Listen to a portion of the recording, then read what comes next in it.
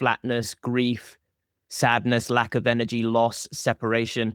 Is there any one of these that's most present for you right now, brother? Yes, flatness is the one. Flatness. Let's talk about flatness.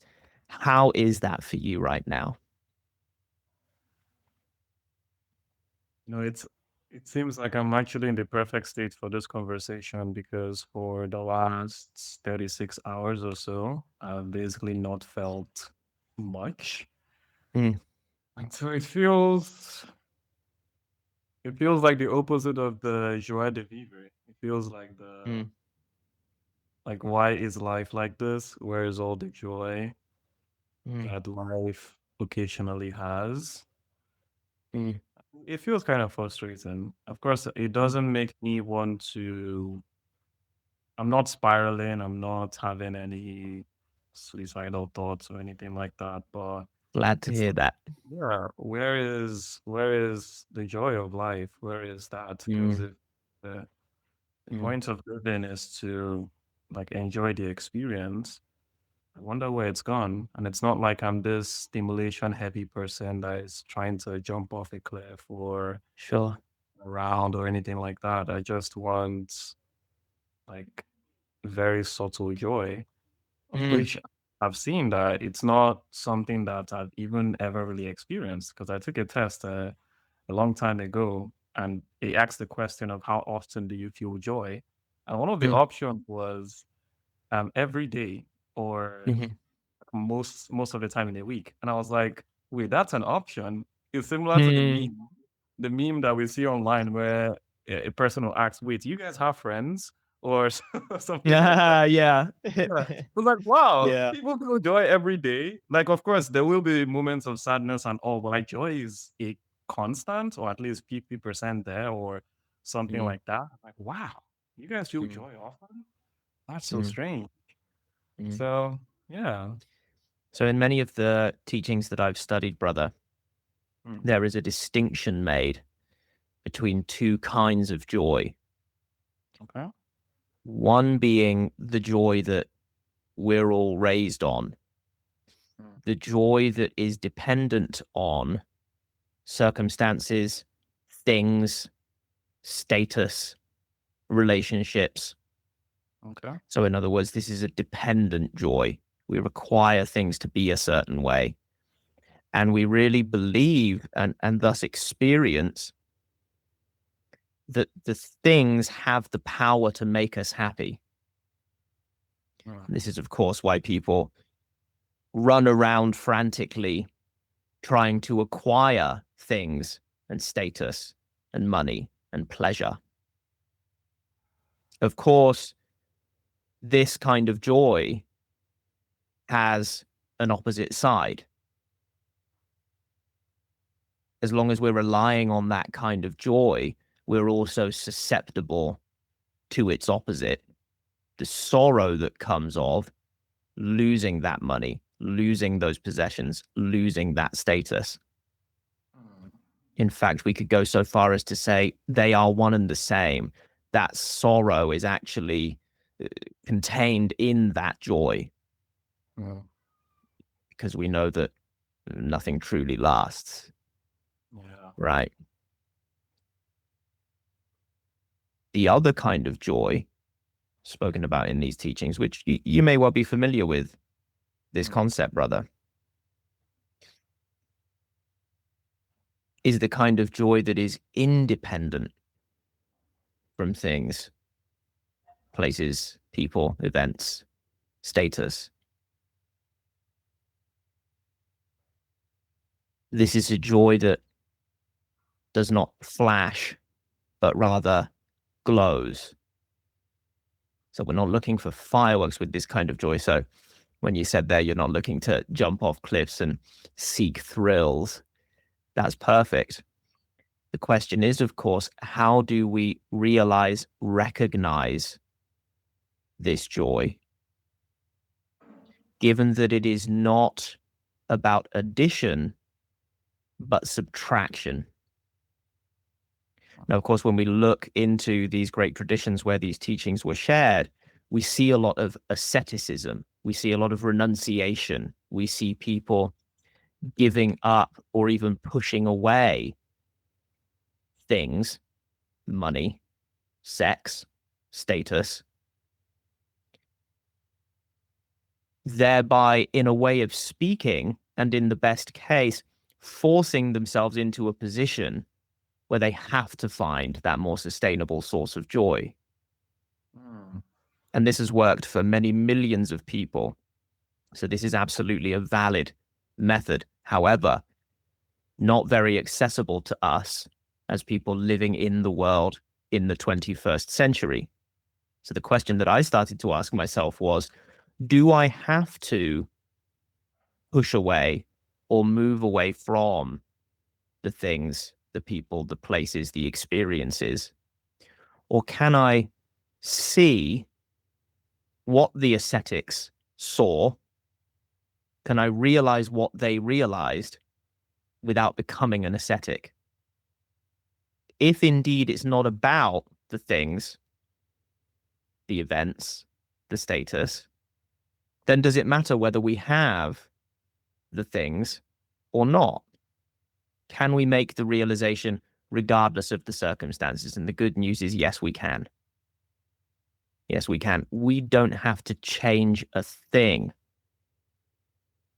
All we need to do is recognize the greater context in which all things and events and ourselves occur. This context is naturally joyful without needing for anything to be a certain way. And this greater context that I'm talking about, brother, we call awareness. Awareness is neither joyful nor sorrowful. It is the space in which joy and sorrow occur. Joy and sorrow have a beginning and an end. Awareness remains impartial, unaffected by that which passes through it. We zoom out, in a way of speaking, and see the sensations of flatness as stuff, as data, as Ziji Rinpoche likes to call it. Wonderful teacher in the Tibetan tradition. I wonder if you're able to recognize what I'm speaking about, brother. I am completely. And how does You're, that feel? Is that the same or different? it feels validating, I would say. Validating, did you say? Yeah. It Good. felt like you spoke directly to my essence. Uh-huh. Like your articulation today is top notch. Good. Classic Goldfield. I've been practicing. From the last time we spoke, I could tell there is definitely a difference. Wow, this is incredible. What's I incredible about it, brother? Yeah, I had so many light bulb moments. Of course, glowing light bulbs, not flashing light bulbs. And yeah, I agree so much with you. The difference between the dependent kind of joy and the independent one, Mm, because over the last 36 hours, I found myself um seeking for the dependent kind, and I always realized this part of me inside. I just didn't like the fact that I was chasing for joy, that I was moving through social media, looking for something to watch, something to learn, something to hold my attention, or looking for something in the real world to make me feel good a bit. I wanted to just be, and mm, because I found a lot of success in just feeling content by that, by in that state of awareness. I guess I guess it's tiring sometimes, or maybe I am biased to think that it's tiring to just be aware all the time. Like I feel like I want to feel something. And the fact that I don't feel, a lot of the time, I feel like there is something wrong. But Mm. when you said what you said about awareness and how it's just it is present, it is impartial, is where joy and sorrow passes through, but like it remains compared to joy and sorrow, which is fleeting. It did remind me of a certain conversation I had the other day that helped me see that even during the times when I don't feel joy, I still am glad that I'm alive.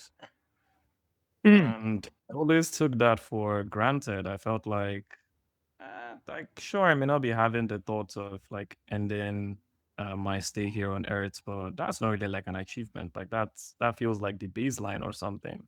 Mm. But it made me realize that no, that's actually huge. That shows how committed I am to myself. Like, of course, in that state, I'm not exactly happy or anything, but I am standing by myself. I am aware of myself, and like that is beautiful on its own, even though it does Yeah. not have traditional labels of beauty. So hearing you say all of that, it makes me think that just being aware is not a bad thing, and it's not a just thing. Like it's its own type of beauty. It's the type of beauty we experience when we just look at reality as it is and choose to be happy regardless of what the circumstances. I Well, guess we are that's just beautiful. addicted to the dependent kind. I guess maybe that's What was what's that? happening. Sorry, brother. Yeah, I said I guess we are just addicted to the dependence kind of joy. So when it's not available, we feel like something is wrong. Perhaps. Indeed, we're certainly raised to prioritize that kind of joy, and the whole culture around us is prioritizing that kind of joy, Yeah. right? The good news is when we recognize what we're talking about here, we actually don't even have to choose to be happy if we're talking about the happiness that's independent from conditions, because it just so happens to our extraordinary benefit that awareness is naturally joyful, naturally clear, Yeah. naturally compassionate, naturally effective. Yeah. And so these sensations of flatness, these come and go.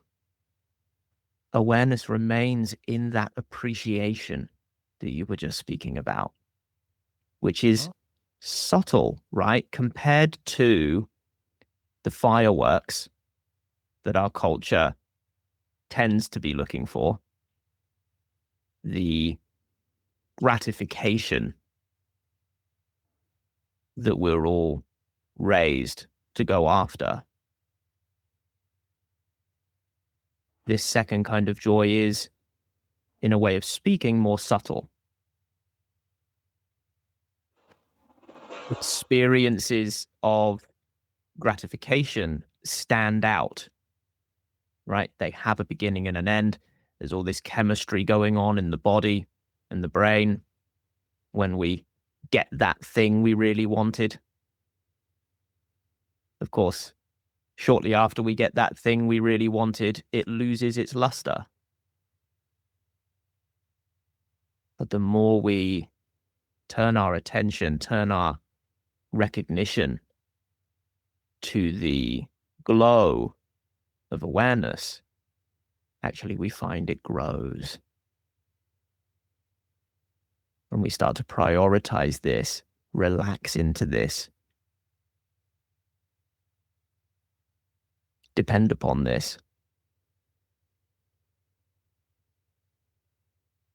we find that the stability and the all-inclusive nature of this awareness is itself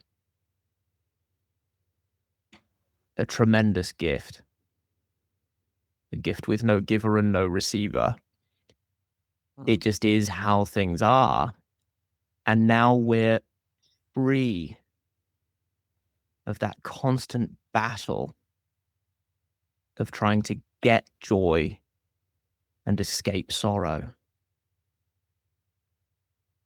What a relief.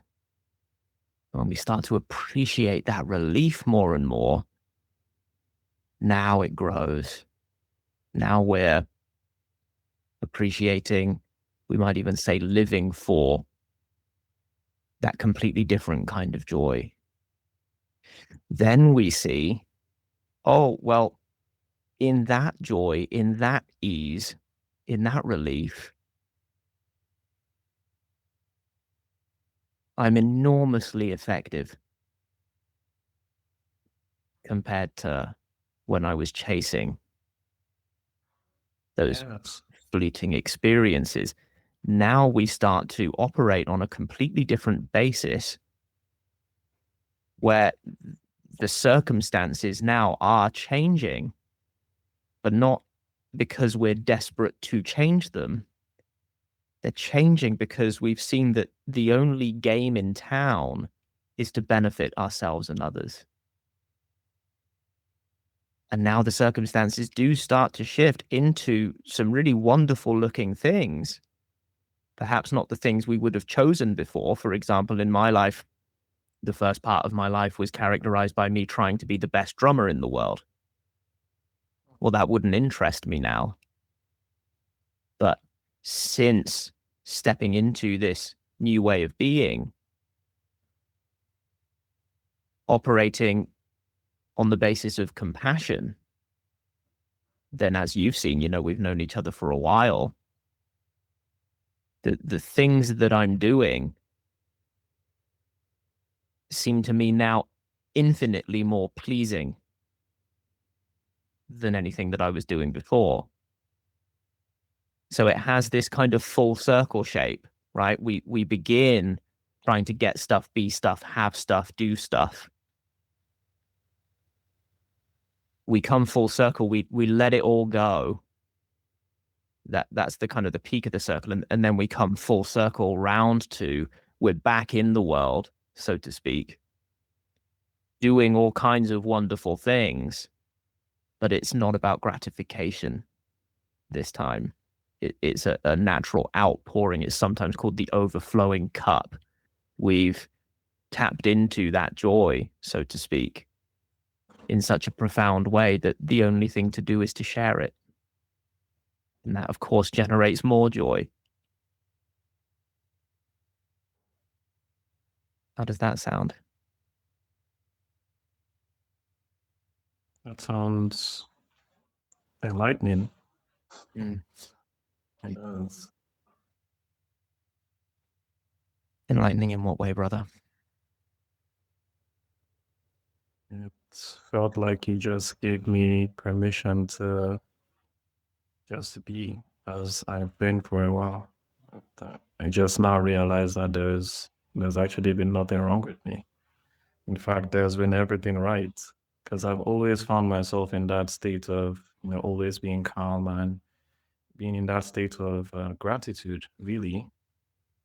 And I Beautiful. felt like, yeah, I felt like there was something wrong with it. Like recently, I had a conversation with a friend who we hadn't spoken for a while, and I had a conversation, and I realized that they had a lot of like bitterness, and like they weren't happy with me. They had done also a bunch of things that I didn't like that they did. But I noticed that throughout the conversation I had with this person, I wasn't feeling hurt or like pained in any way. I wasn't taking things personally. I just took it as like I understand that they were hurting and they did some of these things which I didn't like. Until now, I look back at that moment and I still ask myself, like, am I okay? Like what they did was not okay. Like that would not be okay a long time ago. And Mm. so I saw it as me being detached. Maybe I didn't care anymore. Mm. Or maybe I'm disconnected from myself or something.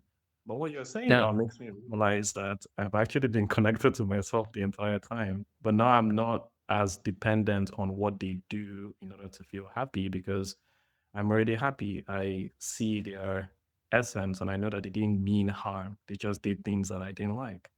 Beautiful. Beautiful. And do you see, brother, how all of those evaluations that you made of your own behavior there, those are just judgments. Those are just thoughts coming after the moment, when what was true in the moment, it sounds like, is you were doing wonderfully. Yeah. Right? Now, of course, if we measure ourselves by what's going on culturally, what's going on around us, well, we can do that endlessly. And there'll always be some example by which we can measure ourselves to be wrong in some way. Jiddu Krishnamurti said, "It is no measure of health to be well adjusted to a profoundly sick society."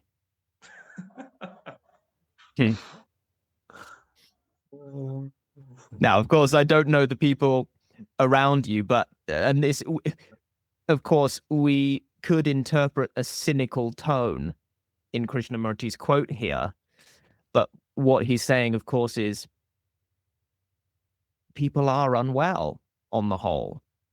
People are anxious, people are stressed, people are depressed, people are worried, guilty, ashamed, to varying degrees, of course. Now, I hope there are some well-balanced people around you, brother. But if we look statistically across the global population, sadly, we see a lot of mental, emotional, spiritual affliction. So there comes a point where those of us who have been interested in the kinds of things that we're talking about here, those of us who have been doing introspection, like I know you have for a long while and deeply, must honor that work that we've done, that perspective that we've gained, and say, it's time for me to stop measuring myself by external standards. Now, of course, we want to remain safe. We want to be careful with this, which is why we must maintain friendships like this one, where we can have each other's back and guard against things like nihilism. This is one of the greatest traps in the context of this conversation, the trap where one does become detached. You used the word detached earlier on, didn't you, brother? Nothing matters.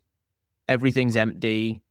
I'm a spiritual being, so it can just be whatever it is, and it doesn't matter whether or not I'm kind to myself or others. It doesn't matter whether or not I feel depressed. That's nihilism, okay? A subtle trap which we can all help to guard one another against. And in a context of support, all that typically looks like is a little nudge to the left, a little nudge to the right. We come back to these conversations and we re-immerse ourselves in the view that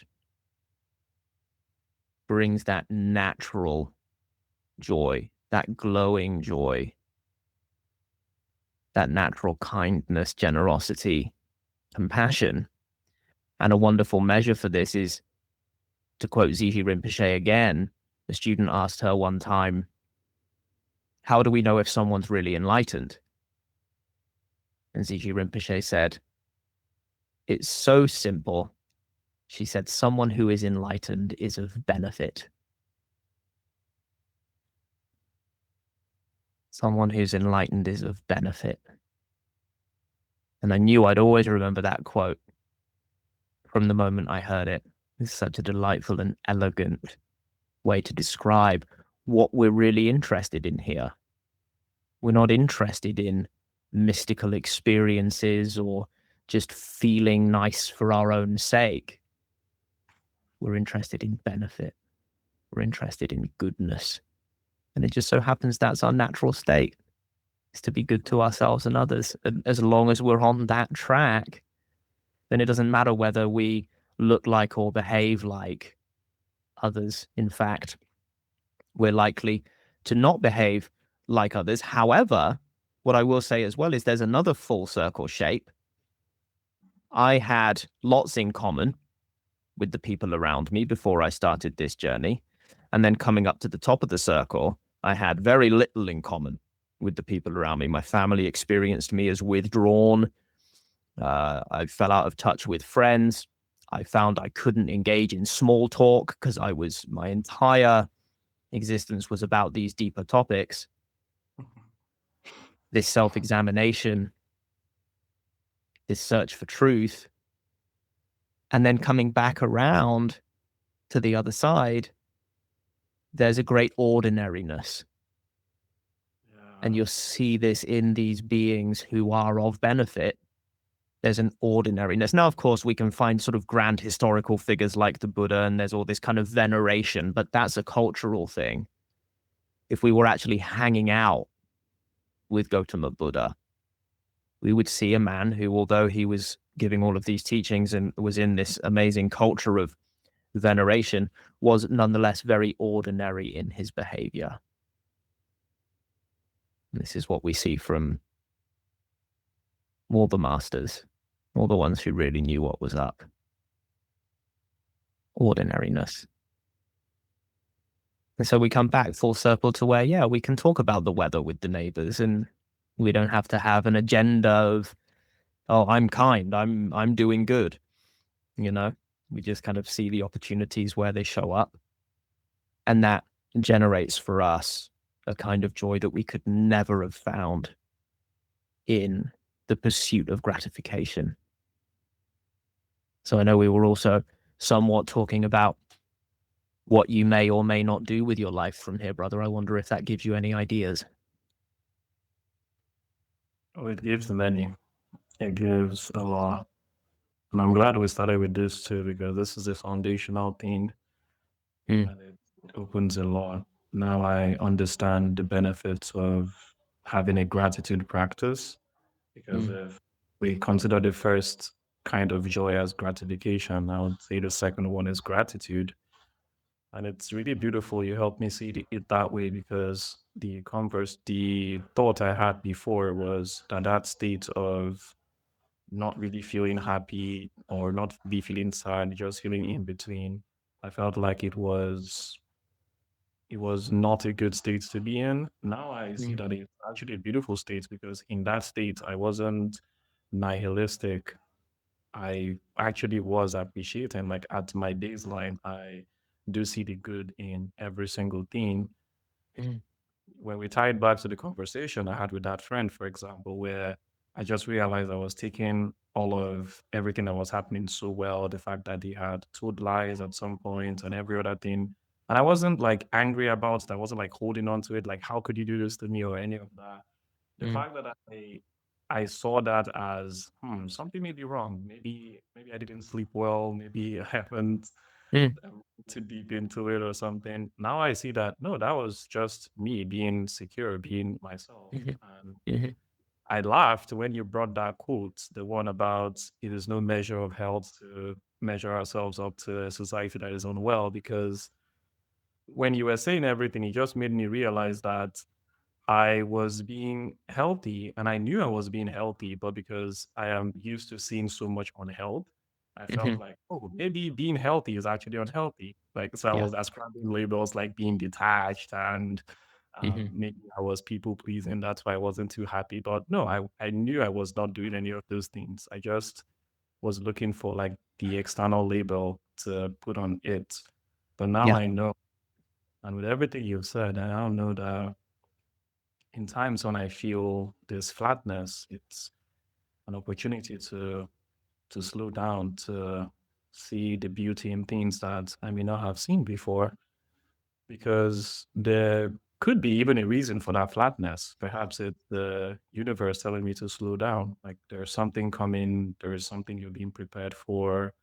So here is a moment to slow down and be in a better shape for it. Or maybe it's protecting me from something, or there's so many other reasons. But now I see that it is okay as well. It Well, is okay. it sounds like it's been a natural movement for you, brother, Yeah. right? This kind of journey that you've been on this past year or two that we've known each other. Mm. Another way to consider this is, of course, the opposite of flatness we might describe as spikiness, I don't like right? that. Yeah. Happy, sad, happy, sad, happy, sad, happy, sad. Nope. Of course, this is how most folks live, Yeah. right? I remember it just being, in a way of speaking, thrown about by my circumstances. If the circumstances were good, I was happy. If the circumstances were bad, I was sad. To simplify. Well, that's not very effective, It isn't. right? There's no way I would be able to do what I do these days if I was still in that condition of spikiness. Flatness now, by contrast, sounds like stability. Yeah. Do we imagine that the Buddha was spiky or flat in that illustration? Flat. Yeah. Yeah. And glowing, right? So I remember thinking to myself, well, if I give up the spikiness, will I become some kind of a spiritual zombie? Unfeeling, uncaring. And I remember my first teacher said to me, well, look at the 100 million or so monastics there have been over time. You'll struggle to find one who's not smiling. You'll struggle to find one who's not kind. You'll struggle to find one who's not generous. So no, actually our baseline, so to speak, is not in the middle. It actually tends upwards. It's a different scale, right? Because we're talking about that different kind of happiness. But again, to simplify, we don't actually settle in the middle. There is that glowing joy that is revealed to the extent that we abandon the spikiness.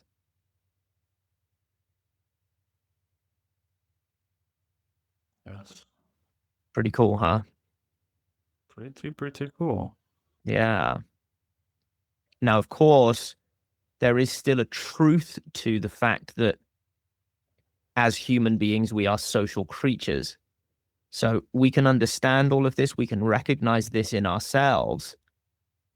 But if we then go back to being surrounded by folks who are immersed in the spikiness, so to speak, it is easy for us to feel swayed by that.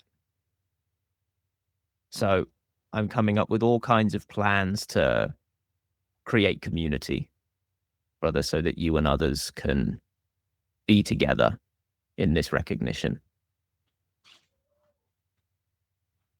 So I'll be sure to let you know as those unfold. Friends who also recognized what we're talking about here were vital for me, just as important as my teacher was, or my teachers, plural, were. Having peers for that peer support was also very important and has been alongside these kinds of teachings for millennia. So as I say, I'll be sure to let you know as those plans unfold.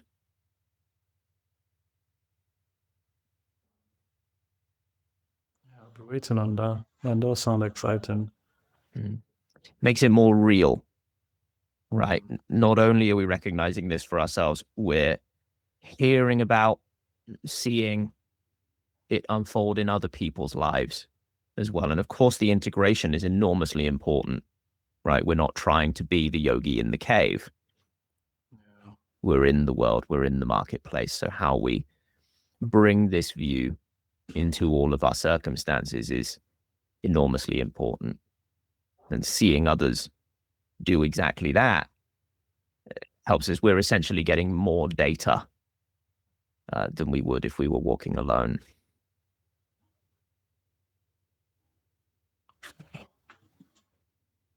Anything else you'd like to talk about, brother? Or rather, actually, I have a better question for you. How are you feeling right now? I feel good. I feel relieved. That's the word. Yeah. Relieved. Yeah. I'm not jumpy, but You can tell that I feel excited about everything I've heard. And it just makes me further appreciate the ordinary, because anything outside the ordinary is extra, which Yes. leads to the word extraordinary. So if we Yes. can stop appreciating the extra part and actually look at the ordinary, which is the main thing, that's where we find ourselves in that stable sense of happiness instead Yes. of chasing for the extra. So it's Yes. like being still, not spiky. Wow. Beautifully put, brother. Yeah. Beautifully put. And is there anything else you'd like to talk about? This is actually all. This Yeah. is actually now I know I'm not boring. Yeah, because I've never felt boring, but yeah, I could feel like other people would see my lifestyle as boring. Oh, ditto. Yeah. Ditto.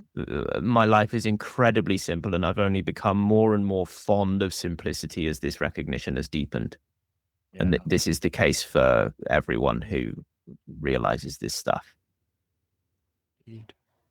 Why would we want complexity? You know, we're willing to take complexity on the chin when we're chasing the pot of gold at the end of the rainbow. Say, okay, I'll go over mountains and through thorn bushes and underground and through all kinds of trials and tribulations to get that pot of gold. When we don't need the pot of gold, then we just sit under a tree and relax. But then out of that relaxation comes all kinds of inspiration and compassion that, in a way of speaking, brings the pot of gold to us. Or even something pot of gold. Yeah. Yeah. Yeah. Beautiful. Well, how delightful to share this with you, brother. Truly. Thank you so How much. delightful. Oh, you're so, so welcome. I'd love to hear a little update from you when it feels appropriate. And like I say, I'll be sure to let you know as these plans unfold for bringing people together. Indeed. I'm excited to Okay. hear more. Wonderful. We'll talk soon, Francis. You too. Thank you, Dan. My brother. Bye-bye. Good moment, friend. If you watched this far, you probably resonate with what you just saw. Relief is possible, and it doesn't require decades of meditation, just a shift in perspective. If you'd like to have a conversation with me like the one you just saw, click below to book a free call. And if you liked this video, give it a like. If you want to see more like it, subscribe. If you have questions or reflections, drop them in a comment.